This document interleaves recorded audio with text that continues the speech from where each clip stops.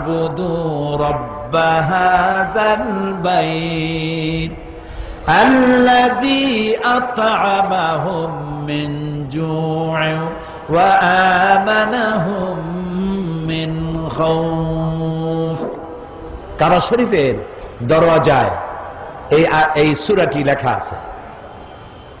কাবা শরীফের ভিতরে আল্লাহ রাব্বুল আলামিন আমার জীবনে একবার ঢোকার তৌফিক দিয়েছিলেন, আলহামদুলিল্লাহ।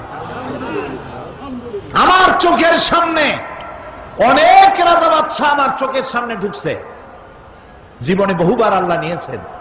বাইরে দাঁড়াই এতিমের মতো কাঁদছি যে আল্লাহ এই ঘরটার মধ্যে যদি একবার ঢুকতে পারতাম।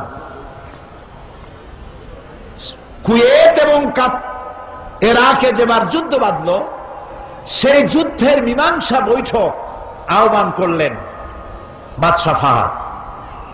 তাতে পৃথিবী থেকে 400 মেহমানদেরকে দাওয়াত দিলেন মীমাংসা বৈঠকে। কেমনে কেমনে আমার মতো একটা ভাঙ্গা ছেড়া মানুষও দাওয়াত পাইল।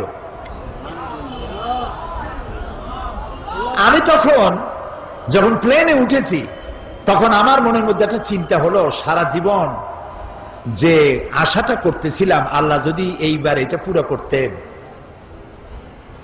আমাদেরকে হোটেলে নিয়ে জায়গা দেওয়া হলো। এশার নামাজের পর একটা ব্রিফ কেস দিল সমস্ত মেহমানদেরকে।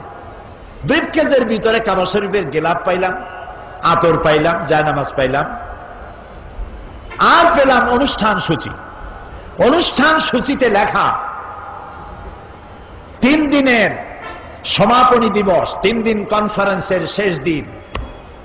ওটা বৃহস্পতিবার দিবাগত রাত, শুক্রবার সকাল 7:30টায় মেহমানদের জন্য কাবা শরীফের দরজা খুলে দেওয়া হবে।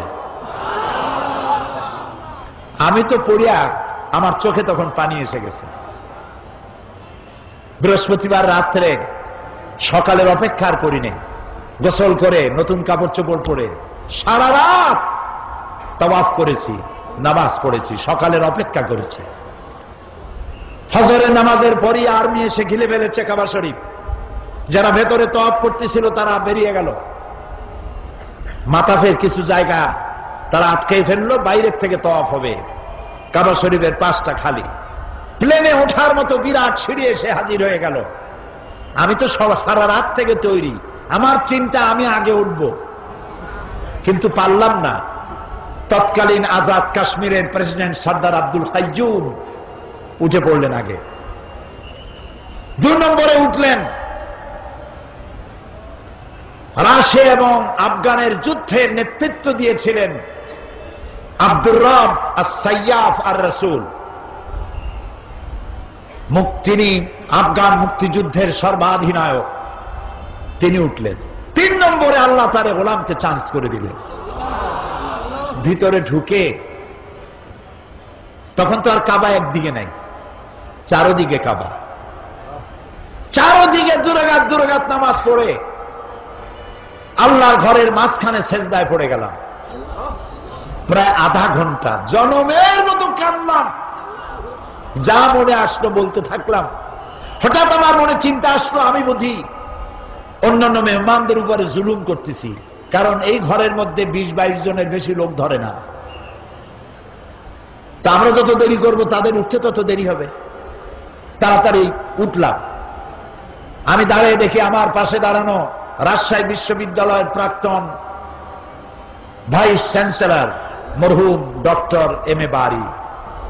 বুড়া মানুষ, সাদা দাড়ি, চোখ দিয়া বদনার নালের মতো পানি পড়ছে, দাড়ি ভিজে ভিজে পড়ছে। আমাকে আঙ্গুল দিয়ে দেখালেন কাবার দরজার দিকে। আমার চোখ গিয়ে পড়ল কাবার দরজার উপরে, যেখানে উনি আঙ্গুল দিয়ে দেখালেন সেখানে লেখা আছে ওয়াকালা রাব্বুকুম উদউনি আস্তাজিব লাকুম। তোমার রব তোমাকে বলছে আমারে ডাকো, আমি ডাকের সাড়া দেব। আমি আবারও কান্দাম, আল্লাহ আমার কাম আমি করছি, এবার জবাব দেওয়ার মালিক তো তুমি। আল্লাহুম্মা লা তারুদ্দানা খাইবিন। ওর নিচে